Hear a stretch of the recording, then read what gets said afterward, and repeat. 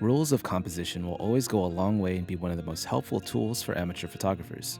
However, they also stand as a great reminder to the more experienced photographer. It's easy to follow a routine, stick to what you know, and do well instead of trying new composition techniques.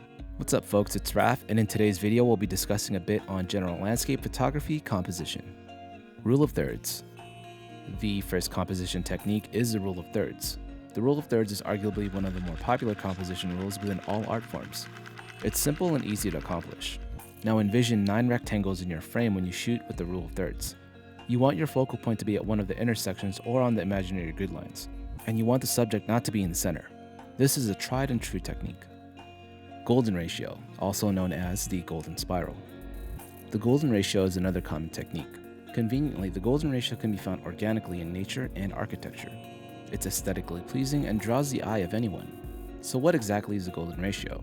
This technique was developed by Fibonacci, a mathematician searching for some mathematical explanation of art and design. In simpler terms, unlike the standard rule of thirds with the 9 rectangles positioned equally to each other, the center will come more as a cross with the 4 outer rectangles being bigger in size. This is also known as the phi grid. The integral elements and subject are positioned in one of the 4 outer boxes. So in essence, the golden spiral leads our eyes starting from the bottom or top corner of the frame and spirals into one of the outer frame boxes. Diagonals and leading lines.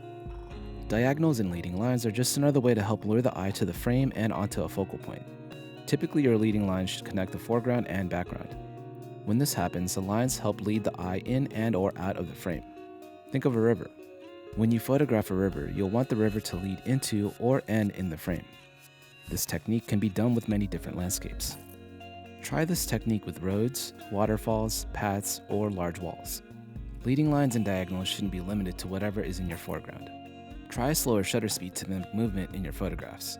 Clouds are another mesmerizing subject for diagonals and leading lines. Diagonals are similar to leading lines.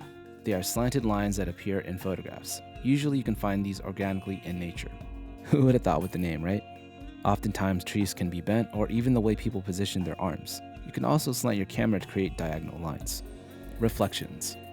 Reflection photography or mirror photography occurs when you use a reflective surface to echo a scene or a subject. This is great with water like oceans, lakes, raindrops, and puddles. You will get a neat effect with this technique. If you do this towards the middle of your frame, only do this when you can offset your subject or focal point to either side. This technique works with fairly simple elements. Framing.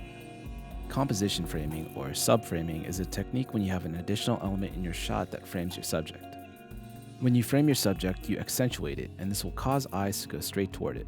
This can be seen with natural elements like rocks, plants, windows, and tunnels. You can utilize framing in your landscape photographs to transition into abstract images. Keep it simple, always. In photography, simplicity goes a long way. When there's too much going on, it can be hard to concentrate on the photograph.